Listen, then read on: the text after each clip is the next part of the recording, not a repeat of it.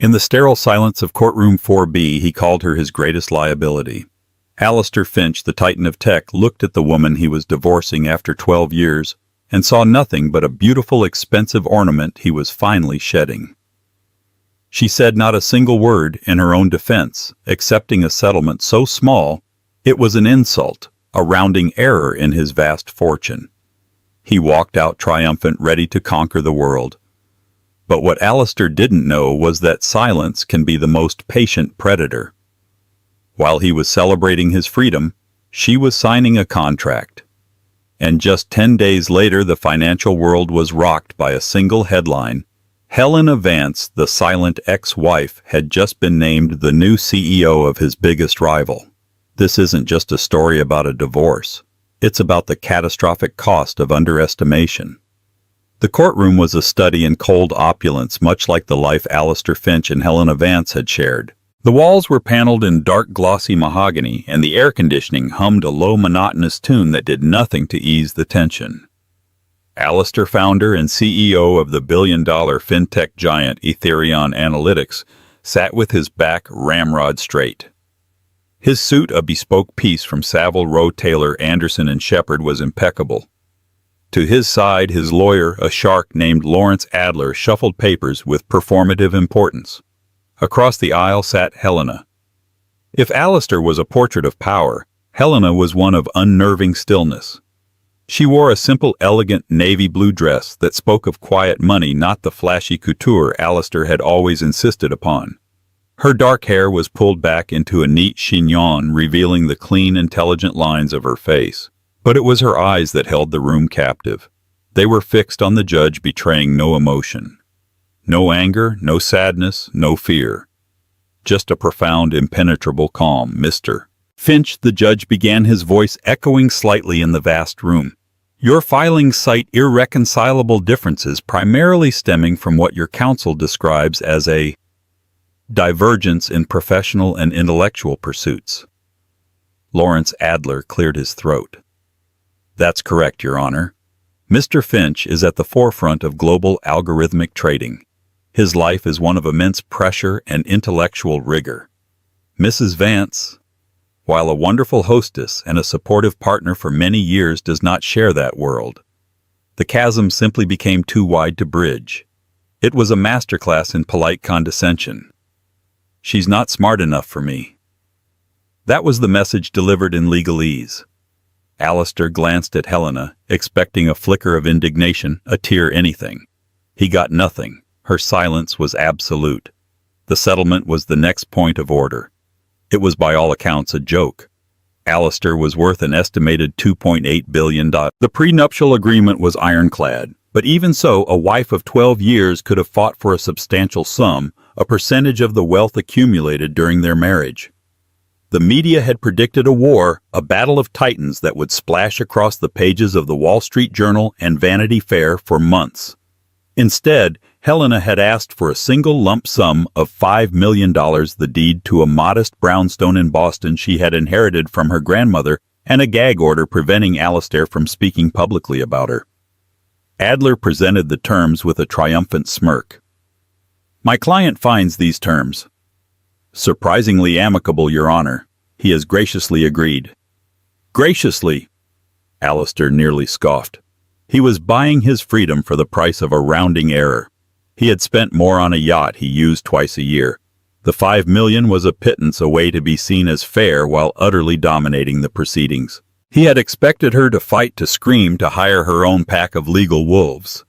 He had been prepared for a battle. This quiet acquiescence was frankly unsettling. Mrs. Vance, the judge said, turning to her. Her lawyer, a quiet, sharp-eyed woman named Clara Bennett, placed a hand on her arm. You have reviewed these terms. You understand that you are waiving any and all future claims to Mr. Finch's estate, his business holdings, his stock options, and any assets related to Ethereum Analytics. Helena turned her head slightly. For the first time, her eyes met Alistair's across the aisle. There was no pain in her gaze, no lingering affection. There was something else, something he couldn't decipher. It looked almost like pity. Yes, Your Honor, she said. Her voice was clear and steady without a hint of tremor. "I understand. I agree to the terms." That was it. The only 2 sentences she had spoken all morning. The gavel came down with a sharp crack that sealed the end of their 12-year marriage. Alistair felt a surge of pure, unadulterated relief. It was over. He was free.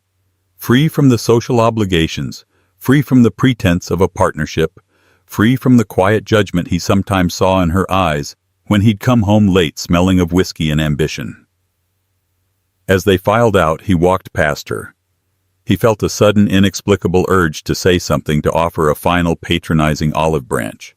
"Helena," he said, stopping her, "I do wish you the best. Find something to keep you busy." She paused and looked up at him. The look in her eyes was no longer pity. It was something colder, sharper. It was the look of a strategist assessing an opponent. "Don't worry about me, Alistair," she said, her voice a low murmur. "I'll be fine." Then she walked away, her heels clicking with quiet finality on the marble floor, leaving Alistair Finch standing in the echoing hall, the undisputed victor of a battle his opponent had never even bothered to fight. Or so he thought. The week following the divorce was a blur of self-congratulation for Alistair Finch. He threw a lavish freedom party at his penthouse overlooking Central Park, a sprawling palace of glass and steel.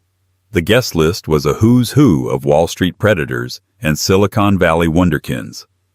Dom Perignon flowed like water, and the air buzzed with the masculine energy of conquest. To Alistair, toasted Marcus Thorne, Ethereon's Kyo, and Alistair's most loyal sycophant. Finally unshackled, ready to take Ethereon into the stratosphere. Alistair raised his glass, a wolfish grin spreading across his face. "The dead weight is gone, Marcus. From now on, it's pure, unadulterated focus." He regaled his audience with a sanitized, dismissive version of the divorce. "She was smart enough to know she couldn't win," he'd say with a chuckle. Took the settlement and ran. Probably off to Boston to redecorate her grandmother's old house. A nice little hobby for her. The men around him would laugh, their wives and girlfriends smiling tightly. They all knew Helena, or knew of her. The impeccably dressed silent woman at Alistair's side at every gala, every fundraiser. The one who could discuss Renaissance art or geopolitical tensions in the South China Sea with equal fluency, only to have Alistair cut in with a patronizing "Helena's my cultural attaché. Aren't you, darling?" He had painted her as a beautiful, intelligent, but ultimately ambitionless creature, content to live in his shadow. And she had never contradicted him.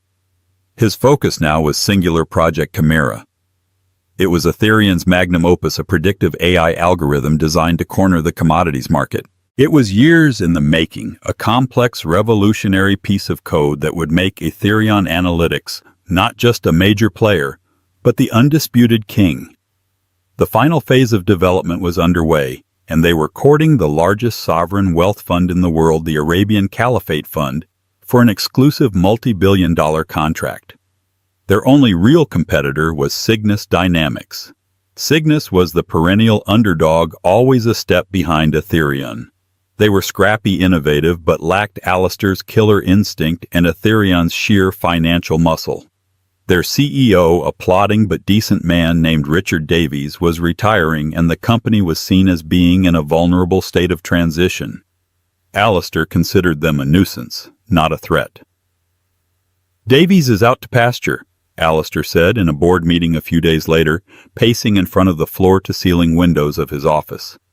"Cygnus is rudderless. Their tech is 2 years behind ours. The Caliphate Fund deal is a formality. We just need to close." He felt invincible. His personal life was streamlined. His professional life was about to reach its zenith. He had everything he wanted. On the 10th day after his divorce, Alistair was at his desk reviewing the final proposal for Project Chimera. His phone buzzed with a news alert from Bloomberg. He glanced at it, expecting another update on market fluctuations. The headline made the world stop. "Shake-up in tech, Cygnus Dynamics appoints Helena Vance as new CEO." Alistair stared at the screen. He read the name again. And again. Helena Vance. It had to be a mistake. A different Helena Vance. A typo. He clicked the link. The article opened to a professionally shot photograph of Helena. It was a picture he'd never seen before. She wasn't smiling her soft socialite smile. Her expression was focused, her eyes sharp with an intensity he hadn't seen since the day in the courtroom. She looked powerful. She looked formidable. He read the first paragraph, his blood turning to ice. Cygnus Dynamics announced today that its board has unanimously appointed Helena Vance as its new chief executive officer, effective immediately.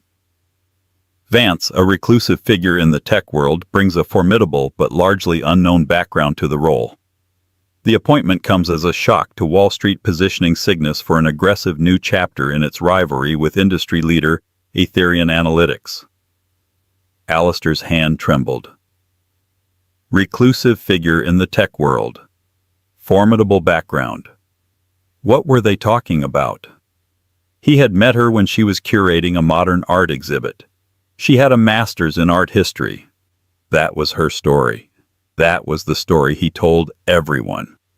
He scrolled down, his heart pounding in his chest. The article continued. While known in social circles as the former wife of Ethereum CEO Alistair Finch, Vance's early career is a stark contrast. She holds a Ph.D. in applied mathematics and computational science from MIT. Her doctoral thesis, Stochastic Modeling in High-Frequency Trading Environments, is still considered a foundational text in quantitative finance. Before her marriage, she was the co-founder of Quantum Leap, a predictive analytics startup that was quietly acquired by a private equity firm for an undisclosed 9-figure sum in 2013, the year before she married him. The room began to spin. The 9-figure sum, the Ph.D. from MIT, the startup. He had known she was smart, of course. But this was a different universe of intellect. A universe she had kept completely hidden from him for 12 years. He remembered conversations, fragments of moments he had dismissed. Her asking pointed questions about his algorithms, which he'd brushed off as idle curiosity. Her sketching complex diagrams on a napkin once at dinner, which he'd teased her about, calling them her doodles. Her uncanny ability to predict market shifts before his own analysts, which he'd laughed off as woman's intuition. He had demanded she leave her world behind. There can only be one star in this family, he had told her early on, half joking, half threatening. And I'm the one building the empire. She hadn't just agreed. She had systematically erased her past.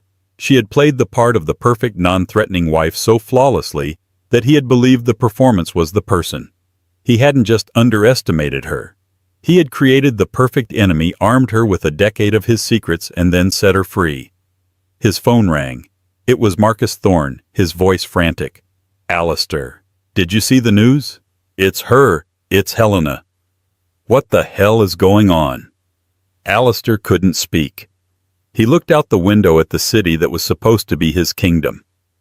Across the skyline, a few miles downtown, was the headquarters of Cygnus Dynamics. He imagined Helena walking into the CEO's office, his rival's office. The silence in the courtroom suddenly made perfect, terrifying sense. It wasn't the silence of defeat. It was the silence of a predator that had just locked onto its prey. The shockwave of Helena Vance's appointment ripped through the financial world. It was the story of the week. News outlets dug into her past, unearthing the brilliant, buried career of the woman everyone had written off. The narrative shifted overnight.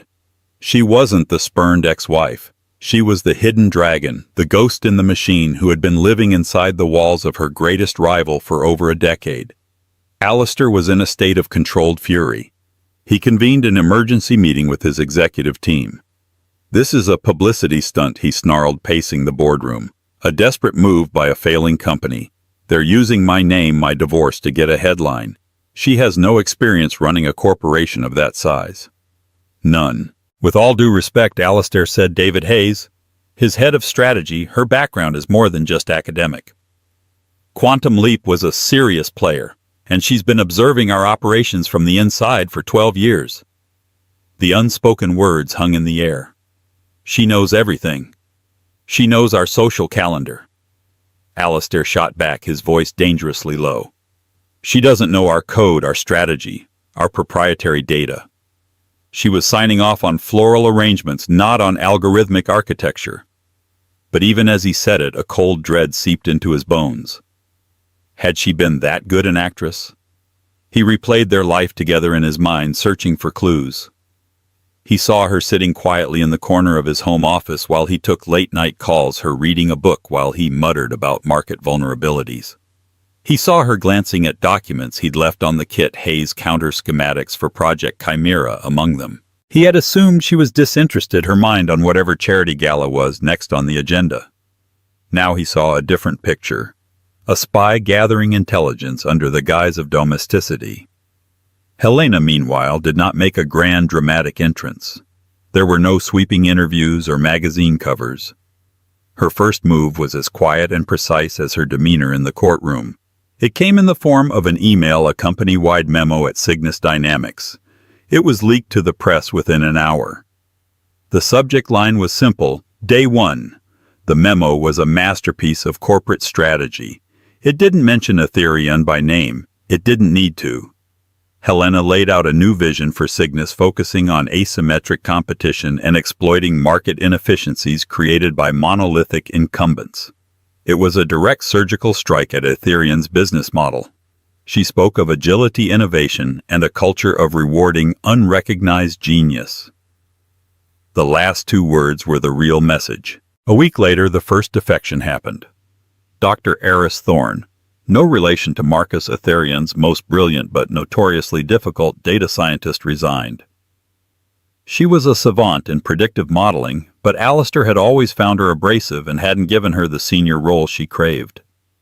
An hour after her resignation, Cygnus Dynamics announced she had been hired as their new chief technology officer. Alistair was apoplectic. How did she even know about Eris? He roared at Marcus. Marcus shifted uncomfortably. Helena met her once, at the company Christmas party 3 years ago. You told Eris her dress was a bit much, and then ignored her for the rest of the night. Helena spoke with her for nearly an hour about quantum computing. Alistair felt a chill. The Christmas party. He barely remembered it. To him it was a chore. To Helena it had apparently been a recruiting event.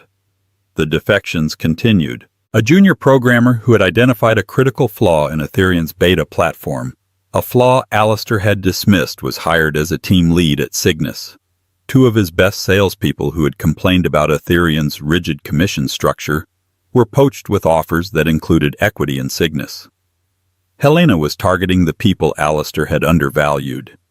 She wasn't just stealing his talent. She was wielding his own arrogance as a weapon against him. She knew who he overlooked, who he patronized, who he failed to appreciate. For 12 years she had been a silent witness to his managerial blind spots. The battle for the Caliphate Fund contract intensified. It was no longer a formality. The fund's representatives, who had been on the verge of signing with Ethereum, now insisted on a full competitive bake-off. Ethereum's Project Chimera versus whatever Cygnus could muster. Alistair doubled down. He pushed his team to the breaking point, demanding longer hours, faster results. His paranoia grew. He ordered security audits and had NDAs re-signed. He saw Helena's ghost everywhere, in every setback, in every line of code that wasn't perfect. They're anticipating our every move, he said to Marcus one night, staring at a comparative analysis. Cygnus had just released a patch for their existing software that seemed to preemptively counter a key feature of Chimera. It's impossible. It's like she's in our servers. Or she was in your head for 12 years, Marcus muttered just loud enough to be heard. Alistair turned on him, his eyes blazing. What did you say? Nothing, Marcus said quickly, backing down. Just, she knows how you think, Alistair. She knows your playbook. It was true. Helena wasn't hacking his company. She was hacking his mind. She knew he favored aggressive brute force strategies. So she was using nimble, precise counter-moves. She knew he valued loyalty over raw talent, so she targeted the brilliant people he'd alienated. She knew his biggest weakness was his ego, his belief that he was the smartest person in any room. And for the first time in his life, Alistair Finch was facing an opponent who knew him better than he knew himself. The empire he was so proud of suddenly felt terrifyingly fragile, and the woman he had dismissed as a decorative object was the one holding the hammer. The pressure mounted. The Caliphate Fund set a deadline of final presentation in 3 weeks at the Global Finance Summit in Geneva. It would be the ultimate showdown. Ethereum and Cygnus would present their platforms back to back. The winner would walk away with the largest contract in the industry's history. Alistair drove his team with a relentless manic energy. The offices of Ethereum Analytics, once a place of sleek, confident ambition, became a high-pressure cooker of fear and exhaustion. He slept in his office, surviving on caffeine and the burning fuel of his rage. Project Chimera had to be perfect. It was more than a contract now. It was a referendum on his genius. He focused on the algorithm's power. Chimera was a beast designed to analyze trillions of data points in real time to predict market shifts with 99.7% accuracy. It was a sledgehammer built to dominate. He was convinced its raw computational superiority was unassailable. Meanwhile, news from Cygnus was sparse, but what trickled out was unsettling. Under Helena's leadership, they weren't trying to build a bigger, better version of Chimera. Whispers on Wall Street spoke of a completely different approach. They were calling their project Callisto. Instead of predicting the entire market, Callisto was reportedly designed to identify and exploit the blind spots of other algorithms. It wasn't a sledgehammer, it was a scalpel. It was designed not to beat the market, but to beat the players in the market, specifically players like Ethereum. Alistair dismissed it as a gimmick. "A parasite," he sneered. "It can't survive without a host. Our Chimera is the host. It's the ecosystem. They're irrelevant." But a seed of doubt had been planted. He remembered a conversation with Helena years ago. They were on their yacht in the Aegean. He was boasting about an early version of his predictive engine. "It's infallible," he had said, swirling a glass of scotch. "Nothing built by man is infallible," she had replied, looking out at the horizon. "Every perfect system has a fatal flaw, usually created by the hubris of its architect. The more complex the system, the more elegant the flaw." He had laughed at her, patting her on the head. "Stick to art, my love. Leave the math to me." The memory now haunted him, the hubris of its architect. 2 weeks before the Geneva presentation, a critical vulnerability was discovered deep within Chimera's code. It was a small, almost undetectable paradox in the learning algorithm. Under specific rare market conditions, a black swan event, the algorithm, instead of protecting assets, would enter a feedback loop, exponentially amplifying losses. It was a 1 in a million flaw. The team was panicked. David Hayes, his head of strategy, recommended they disclose the vulnerability to the fund and push the deadline. "Absolutely not," Alistair commanded. "The odds of those conditions occurring are infinitesimal. We fix it quietly. No one breathes a word of this outside this room. We do not show weakness." But the fix was not simple. It was woven into the very fabric of the AI's logic. Unraveling it would take weeks, maybe months. Alistair ordered a patch, a workaround. It was a clumsy, inelegant solution, a piece of digital duct tape over a structural crack.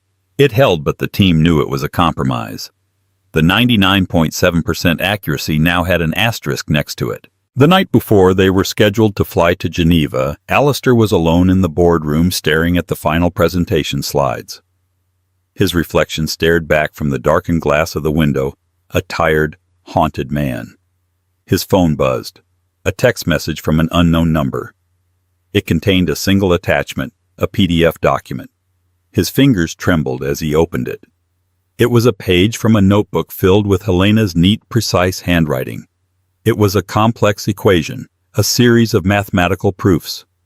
He recognized the structure immediately. It was the core logic of his Chimera algorithm. But at the bottom of the page, she had continued the equation, extending it beyond his own work. She had circled the final result. It was the exact paradoxical feedback loop his team had just discovered. The fatal flaw. Beneath the circle there was a handwritten note. I found this in your study notes 3 years ago. I tried to tell you it was there. You told me I was doodling. H. The phone slipped from his grasp and clattered onto the polished table. 3 years ago. She had seen it 3 years ago. The flaw wasn't a bug his team had just found. It was a fundamental error in his design that his own wife, the art historian, the party planner, had identified, and that he had been too arrogant to even consider. He had walked into her trap. She hadn't needed a mole. She hadn't needed to hack his servers. She had his entire playbook because she had helped write it silently from the wings. She knew about the flaw in Chimera before he did, and she had built her entire strategy around it. Callisto wasn't designed to beat Chimera. It was designed to trigger its flaw, to create the very black swan event that would turn his greatest weapon back on itself. He now understood the full, terrifying scope of her strategy. The Geneva presentation wasn't just a sales pitch. It was a public execution. His execution. The air in the grand ballroom of the Geneva International Conference Center was thick with money and anticipation. Alistair stood backstage adjusting his tie for the 10th time. His hands were clammy. For the first time in his professional life, he felt a tremor of genuine fear. He had seen Helena earlier across the crowded hall. She was the picture of serene confidence, surrounded by her new executive team, Aris Thorne, at her side. She hadn't looked at him, but he felt her presence like a change in atmospheric pressure. Etherion was presenting first. Alistair walked onto the stage to a polite, expectant applause. The Caliphate Fund's delegation, led by the formidable Sheikh Rashid Al Maktoum, sat in the front row, their faces impassive. Alistair launched into his presentation. He was a master showman, and his voice boomed with practiced authority. He spoke of power, of dominance, of market supremacy. The screens behind him lit up with dazzling graphics, showcasing Chimera's awesome processing capabilities. Project Chimera is not just an evolution, he declared, his voice ringing with forced confidence. It is a revolution. It is financial omniscience. He carefully avoided any mention of the flaw, glossing over the risk management protocols with vague corporate speak. He felt the Sheikh's sharp eyes on him, probing, searching for weakness. Alistair ended with a flourish, painting a picture of a future where Etherion and the fund would rewrite the rules of global finance together. The applause was solid but not thunderous. The questions from the panel were pointed, focusing on volatility and risk. Alistair parried them as best he could, but he felt sweat trickle down his back. Then it was Cygnus's turn. Helena walked onto the stage. She wore a simple tailored gray suit, no jewelry except for a plain watch. She was not a showman. She didn't pace or gesture wildly. She stood at the lectern and simply began to speak, her voice calm and measured. Good morning, I'm Helena Vance, CEO of Cygnus Dynamics. My competitor has just presented you with a sledgehammer. It is a powerful tool designed to knock down walls. And it is in its own way very impressive. She paused, letting the faint praise hang in the air before twisting the knife. But the future of finance is not about brute force. It's about precision. It is not a battle of sledgehammers. It is a game of chess. It's about knowing what your opponent will do before they do. It's about understanding their strengths and, more importantly, understanding their weaknesses. Behind her, the screen lit up. It did not show flashy graphics. It showed a single elegant line of code. This is Project Callisto, she continued. It does not seek to predict the entire market. It seeks to predict the behavior of the market's largest players, specifically predictive AIs like the one you just saw. These monolithic systems, for all their power, have predictable behaviors. They are driven by the philosophies of their creators. Alistair's blood ran cold. She was talking directly about him. Some architects favor aggression. Helena said, her eyes sweeping over the front row and for a fleeting moment locking with Alistair's. They build systems designed for overwhelming force. But this philosophy inevitably creates a blind spot, a belief in their own infallibility. An Achilles heel. Callisto is designed to find that heel. She then walked the delegation through a simulation, a hypothetical market scenario.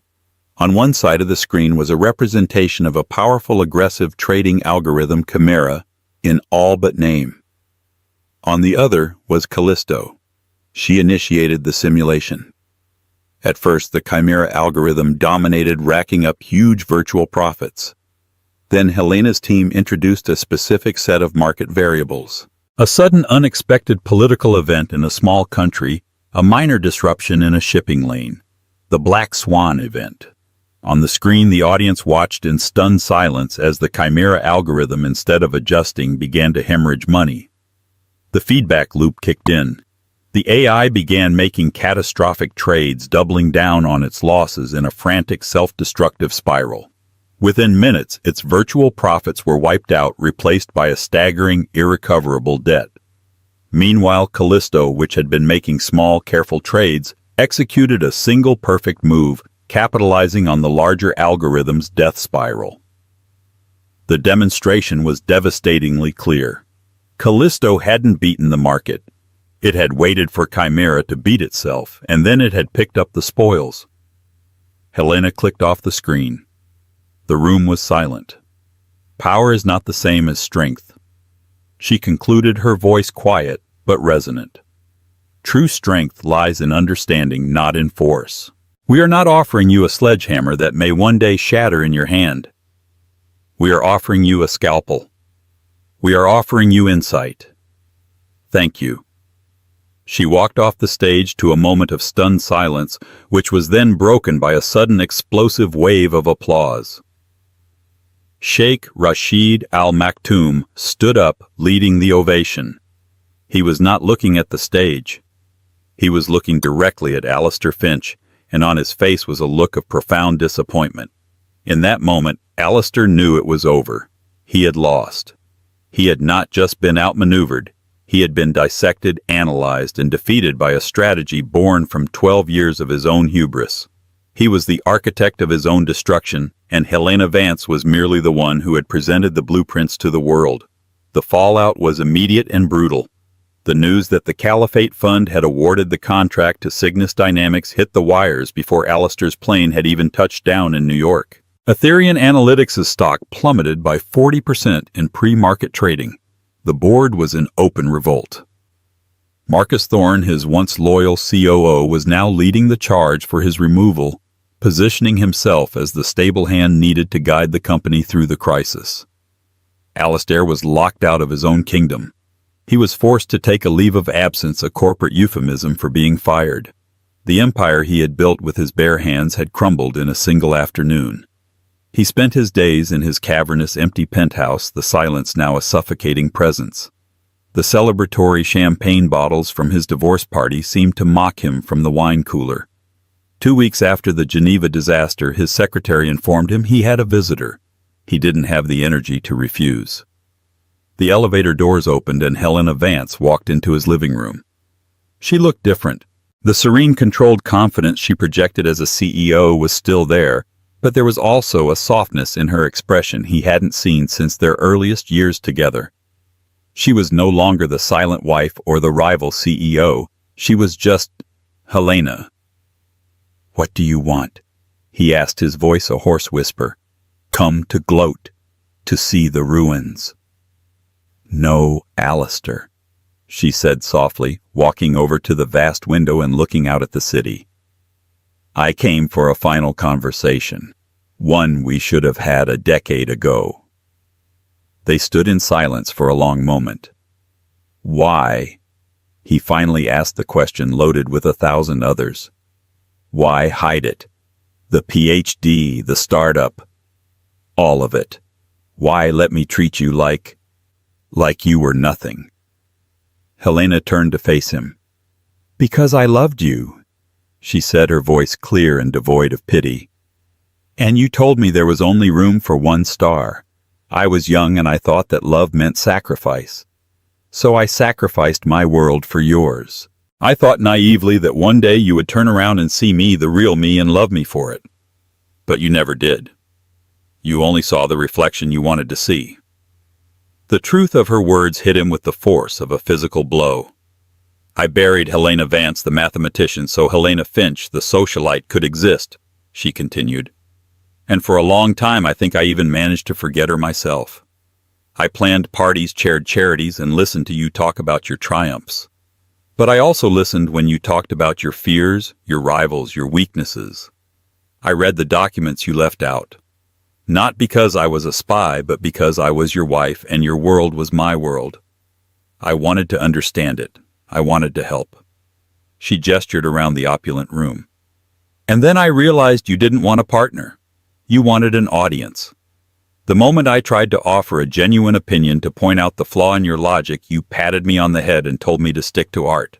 That was the day our marriage truly died. It was also the day Helena Vance started planning her return. The divorce, he murmured. The silence. The settlement. It was strategy, she confirmed. If I had fought you, if I had demanded half your fortune, you would have buried me in litigation for years. You would have seen me as a threat. But by being silent, by accepting a pittance, I made you underestimate me one last time. You saw me as a defeated woman. You didn't see me as a competitor re-entering the market with a 12-year head start on understanding her primary target. The $5 million wasn't a settlement, Alistair. It was seed money. He sank into a chair, the full weight of his failure crashing down on him. He hadn't just lost a company. He had lost the most brilliant person he had ever known because he had been too blind to see her. So what now? He asked, his voice broken. Now Cygnus thrives, she said, a hint of steel returning to her voice. And you get to decide who Alistair Finch is without Etherian. Maybe for the first time you'll build something that isn't based on the need to be the only star in the sky. She walked to the door, pausing with her hand on the handle. For what it's worth, Alistair, she said, looking back at him one last time. I never wanted to destroy you. I just wanted to be seen. You're the one who made this a war. Then she was gone, leaving Alistair Finch alone with the ghost of the woman he had created and the ruins of the man he used to be.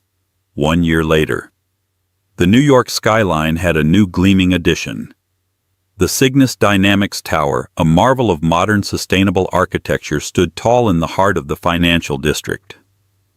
Its offices were open, collaborative spaces filled with the vibrant hum of innovation. Helena Vance stood in her office on the top floor. It was not the imposing solitary throne room that Alistair had favored. It was a light-filled space with a large round table at its center surrounded by whiteboards covered in complex equations and strategic plans. Eris Thorne and her other executives were with her, laughing as they debated a new venture. Helena had transformed Cygnus from an underdog into a new kind of industry leader. They were lauded for their ethical approach to AI, their dynamic company culture, and their visionary CEO. She was on the cover of Forbes not as a socialite or an ex-wife, but as the strategist who had redefined the tech landscape. She was dating a quiet, brilliant astrophysicist from Columbia University who was completely unimpressed by her fortune but fascinated by her mind. She was for the first time in over a decade completely and utterly herself. Across the city, in a much smaller, more modest office, Alistair Finch was trying to build again. Etherian had been acquired in a hostile takeover, its assets absorbed by a larger competitor. Marcus Thorne was long gone, pushed out by the new leadership. Alistair had started a small consulting firm. He was humbled, stripped of his power and wealth. The arrogance was gone, replaced by a quiet, weary knowledge. He had 2 employees. He worked late, not fueled by ambition, but by the simple need to create something of value again, something real. Sometimes late at night he would look out his window at the distant shining beacon of the Cygnus Tower. He didn't feel hatred anymore. He felt a profound sense of loss and a strange grudging respect. He had been so obsessed with building an empire of glass and steel that he had failed to recognize the true treasure that was living in his own house. He had once told her there could only be one star. He had been right. He had just been spectacularly, catastrophically wrong about which one it was. Helena's light wasn't just shining. It was illuminating the entire city, a city that now felt like it belonged to her. And he was just a man on the ground looking up, finally seeing her clearly in the dark. 2 years passed. The name Helena Vance was no longer synonymous with a dramatic divorce, but with visionary leadership. Cygnus Dynamics had not only thrived, it had set a new industry standard for ethical AI and sustainable growth. Helena, the keynote speaker at the 2025 Web Summit in Lisbon, stood before a rapt audience of thousands. She spoke not of market domination, but of responsibility, not of predictive power, but of technological humility. She had become the conscience of an industry long thought to have none. The greatest danger of our creations, she concluded, her voice echoing through the vast arena, is not that they will become smarter than us, but that we will forget they are a reflection of us. Our brilliance, yes, but also our biases, our blind spots, and our hubris. As the applause thundered, a frantic aide rushed to the side of the stage holding up a tablet. The screen was a cascade of blood-red financial tickers. Helena's face remained impassive, but a flicker of concern crossed her eyes. This was not normal market volatility. This was a hemorrhage. By the time her corporate jet was in the air heading back to New York, the world was in chaos.